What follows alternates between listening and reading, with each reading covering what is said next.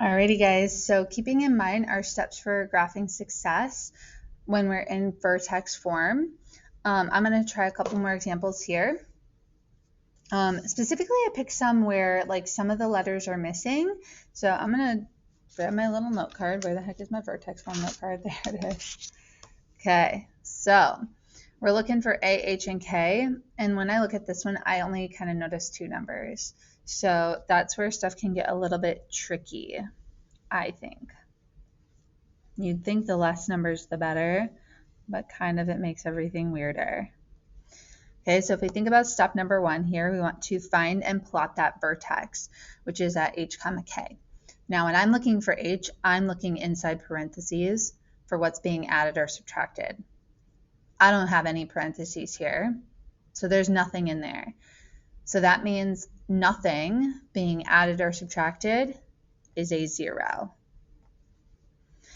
K is always being added or subtracted after the squared, and so I have a -4 there. So that's my K value. Which also, like low-key, my axis of symmetry is going to go through that at x equals 0, and so I'm going to plot 0, -4, 1, 2, 3, 4. And then my line of symmetry, which I am going to get a little color here, is right along my y-axis. Okay. Next thing we want to do is use A as our slope once and do rise over 1. So my slope here, I'm always looking for it being multiplied in front of x, so that's half. And so we're really going to do that as half over 1. So from here, I need to go up half over 1, flip it over and put it on the other side. And then the third thing we do is find the y-intercept. However, I kind of already have it. It's right here. And so when that happens, like what you could do, like you already have found the y values for -1, 0, and 1. Boop, boop, boop. What we could do is we could plug another x value in by just picking one. So like I could just pick 2 for x and then plug it into my equation. So I'd have like half 2 squared minus 4, which 2 squared is 4, and half of that is 2 minus 4 is -2. So then I could plot the point 2, -2, and flip it over and put it on the other side. Now this is just kind of extra. Like again, once I had my vertex and my slope, I could really see what my parabola is doing. It's just if I want a nicer shape. So there's my little cutie. Domain is all real numbers. Range is y is greater than or equal to -4. Let's try another. Okay, so I have another one for us here. Y equals 2, parenthesis x minus 2 squared. So if we think first about our vertex, I'm looking inside parentheses, then outside parentheses, adding and subtracting. So inside parentheses, opposite of that is a 2. Outside parentheses, after the squared, is nothing. And if nothing is being added or subtracted, then that is a 0. Okay, so we can go plot our vertex at 2, 0.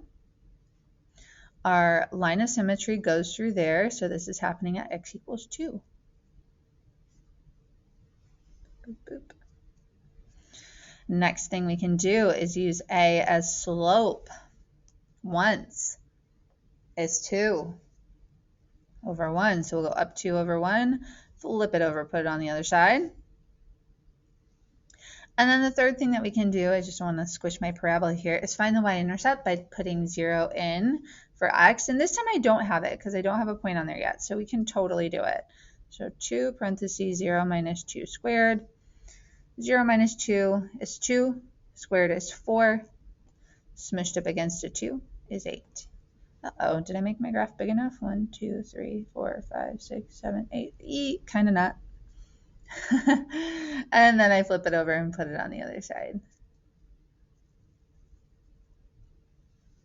Dang, that was a pretty good parabola. I did good. Okay, last but not least, this one here, we got y equals x squared plus 3. So if we think about our steps for graphing success, first thing we want to do is plot that vertex. My vertex comes from the number inside parentheses, number outside parentheses. Again, there is no number inside parentheses here, so that is 0.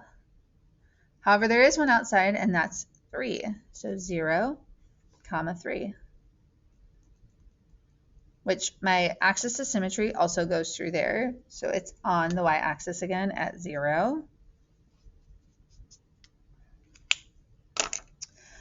Next thing that we can do is use slope once. So my slope here is normally in front of the x being multiplied, and I kind of don't see anything. So you might think, okay, well, it's 0 like the other one that I didn't see. However, because it's a number being multiplied and I don't see it, that is actually a 1. So my slope here is 1 over 1. And so I go up 1 over 1, flip it over, put it on the other side. I can already see my parabola is going up. However, I think I'm in a bad situation again where I already have the y-intercept. And I found -1 and 1, so I could plug in 2. Sure, let's plug in 2. Let's say x is 2. Or we could go -2 just for funsies. It doesn't matter because the square is going to undo it.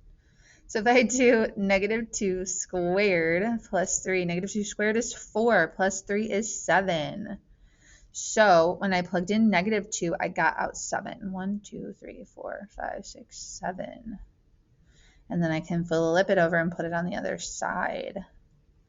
And then I can sketch out a real nice curve, curvy parabola. Oof, that right there. Disappointed. All right, guys, I hope it goes well, and we will talk about the next form tomorrow.